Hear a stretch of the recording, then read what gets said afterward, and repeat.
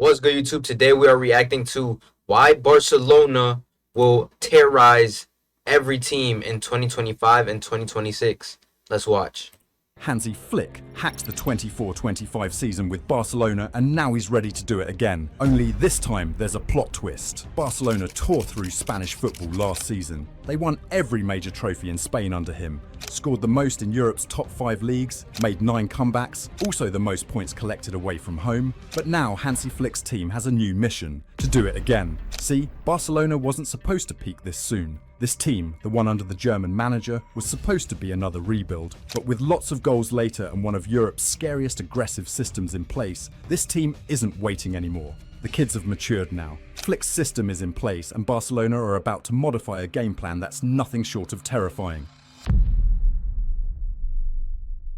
Chapter 1: A Philosophy Installed.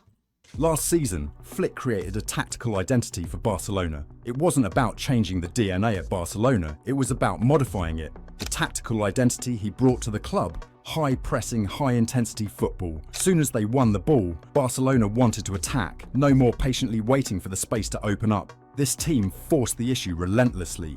The key to this was each player understanding the positions and roles. High build-up. In the high build-up, Barcelona usually start in their classic 4-3-3 formation. Okay, 4-3-3. They had to play in the team. Yamal, for example, had to stay wide to hug the width and come inside. Rafinha became a second striker with Lewandowski.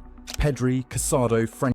Numeric advantage in the midfield. Usually Barcelona will have only one player on each wing and the rest in the center during the high build-up. Usually have one player in each on the wing. Oh yeah, okay. Olmo, whoever played in the middle, understood that a big part of the tactics was midfield superiority. The centre-backs understood the importance of keeping. Barcelona's high line has snared 115 offsides. Oh my gosh. Look at the difference between... Oh my gosh. The high line and perfecting the offside trap. For all of this to work, he knew he needed a different mix. The integration of younger players into the squad. Suddenly, players like Yamal. Do we think Yamal's going to score more goals this season than last season? I think he hasn't said anything about it, but I think this season, Yamal's going to go for maybe 5 shots a game, probably. In my opinion, I think that's what he's going to do. Balde, Kabasi, Casado, they weren't just part of the team, they'd become key members. And heading into the 25-26 season, each member is about to have a squad update. From the approach he's been at in the transfer market, it gives an even clearer identity. He wants a dynamic team, the perfect mix, and we all know how important the high line is. Barcelona average position 61 minutes.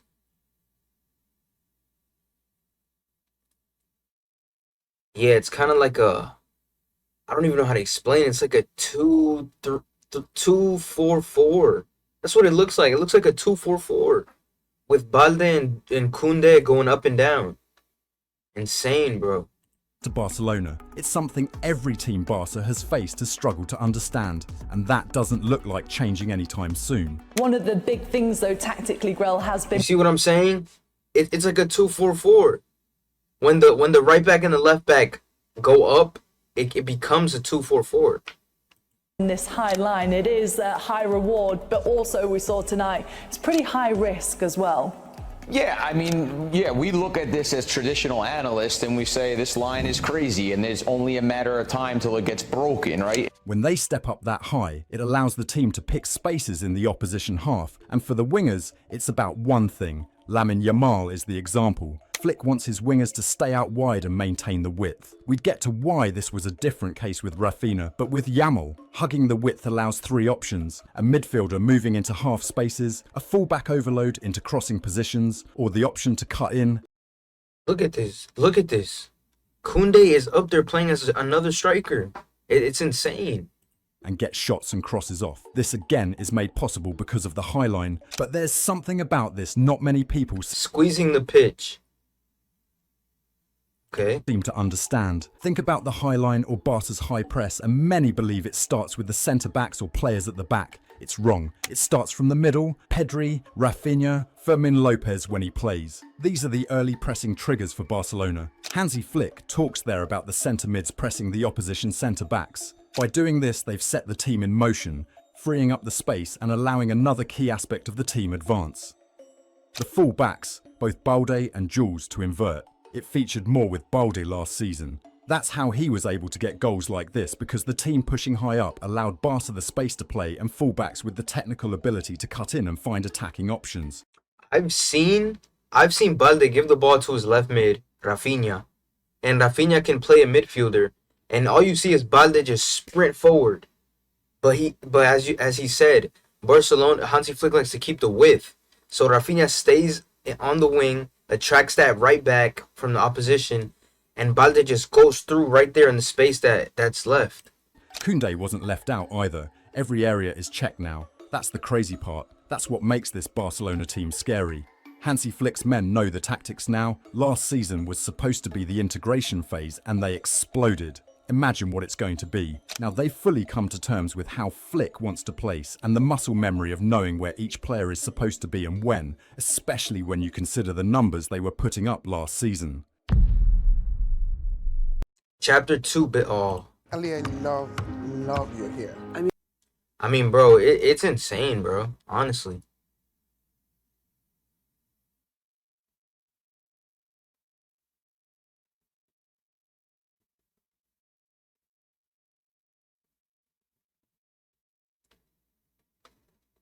Six 20 ads. Cash back like a pro with Chase Freedom Unlimited. How do you cash back? The most electrifying front three in Europe last season. And on the right, it's the teenage sensation who seems to redefine football every week. 17 years old. I think he's the best player in the world, to be honest. Arriving on the scene and scoring goals and skills and whatnot, defending, attacking, is how mature he is. Is a bit too ahead for me. Yamal has been so good that at 17, he's in the conversation for the Ballon d'Or. He did everything last season. 18 goals and 25 assists in all competitions for Barcelona. That's 18 goals, 25 assists, 43 goals. Oh my gosh. In 55 appearances. 3 goal contributions in 55 games. A friendly reminder that he's still only 17. And then there's the stuff the stats don't measure. The stuff that took fans off the edge of their seats. Dribbling past teams. Taking on opponents twice his age. Big teams. Bro, it's the confidence he's built, bro. And this season, just wait. Lesser known teams. Yamal didn't care. His dribbling was sensational last season. He didn't just have the most dribbles in La Liga, he had the most dribbles in Europe's top 5 leagues with 145. That's 55. The fact that he has more dribbles than Jeremy Doku is insane. Do you guys know how many times Man City goes to Doku a game? Insane. More than Jeremy Doku in second place. And you know what's crazier? By stats, his teammate on the opposite wing was even better. Rafinha's last season will go down as one of the best individual campaigns from a Barcelona player, not named Messi. 34 goals and 25 assists in 57 matches. These numbers are insane, honestly, bro. Oh my, yo, I'm proud of Rafinha, bro. After all the slander he was getting, that one summer when Spain won the Euros and people wanted Lamine and Nico, forgetting about this monster. Bro, the fact that he put on this. He had more goal contributions than games played. And this is a player who was constantly getting subbed by former head coach Xavi around the 70th minute mark. To say Rafinha exploded under Hansi Flick would be an understatement. He was the Champions League's top scorer with 13 goals. The most assists in the competition with 9. Add this to big goals in big games, and yet there's something about Rafinha, other than the stats, that makes him an incredible asset for Hansi Flick. Like Rafinha, I never had a player like this because he's unbelievable. The dynamic against the ball, but also with the ball. His speed is really fantastic. Imagine the quality of players he's coached throughout his career. And Flick coming out to say he's never had a player like Rafinha. That's sensational. We did mention talking about the Brazilian and his position. It wasn't supposed to work, but instead, he has now become a player who, rather than hug the width, takes more central positions to get closer to the goal, meaning he takes more shots off and can get involved in more final attacking metrics, assisting, key passes and turnovers. 18 goals from the right side, 35 from the left, and yet the guy in the middle, Lewandowski that is, he got the most out of that attacking trio with 42. That's insane, bro. When you hear the numbers these three put up, Oh my gosh, bro. It's amazing, bro. Move down to midfield, and it's been the same impact. Players like Frenkie, for example, averaging more than 86 passes per 90 and a pass completion rate of more than 94%. This is Frenkie playing as a roaming playmaker in that midfield for Barca under Hansi Flick. He's been part of a midfield that's worked magic for Barcelona, but an even bigger part of that has to be the little magician in midfield. Watching Pedri last season, it's hard to describe him in words. Get this. Pedri, amongst La Liga midfielders last season, ranked first with the most touches, most key passes, most expected assists, most progressive passes, most successful dribbles, most progressive actions, and many more. You probably get the idea by now. He was magic for Barcelona. And what's even better is that the stats don't paint the entire picture. Yo, when you really look at these stats, like, listen to this man, bro, in this video. Bro, his team is just full of talent, bro. And the fact that they all can just share the ball and there's no egos or nothing like that, it's beautiful to watch, bro. Everyone has a clear role in this system. Players like Fermin Lopez with the late runs and vertical movement to stretch defences when he got the chance to play, or even the guys at the back. Kubarsi, amongst La Liga centre-backs, ranked first for the most touches, most passes completed, and the best pass completion ratio. Add this to him, majorly pairing with Íñigo Martinez, and what you have is a centre-back duo who are both comfortable on the ball and can help build the attack from the back. And it didn't stop there. The latest additions to the squad only make an already good team even better. Issues at the back with a goalie, that's where Garcia comes in, the goalkeeper with the most saves in the 2024-2025 season. He's more than decent on the ball as well, meaning Barcelona now has an option to build the attack with and produce saves when he needs to. These are the players, and potentially more, that Barcelona comes into the new season with, a team hungry for success even more than last season. Chapter 3, the blueprint of total 60 destruction. games played, 174 goals, the most in Europe's top 5 leagues as we mentioned earlier, 27 clear of second-placed PSG. It wasn't just sensational attacking numbers, it was historic as well. The third biggest goal tally in the club's history. 414 shots across all competitions, a relentless attacking force that didn't stop, and the numbers back this up as well. 23 goals from outside the box. Some of them were insane too. What makes this better is how Flick managed to do this with both experience and youth. With an average age of 24 years, Barcelona had the I thank you that the guy in the video said that. He's done it with youth. Youth. Really keep that. The subs he's making, the players he's playing, the minutes he's giving to these players. Bro, no coach is going to do what Hansi Flick is doing with his Barcelona team, bro. It's just a fact. No one's going to... I don't think people know, like, the minutes he's given Fermin. Like, Fermin is a top player. If you put Fermin on, let's say, Manchester United, Fermin and Bruno Fernandes, I mean, they would go insane in that midfield. He would immediately lift the team. But the fact that Hansi Flick giving them their opportunities, shout out to Xavi as well. Xavi brought up a lot of these young players.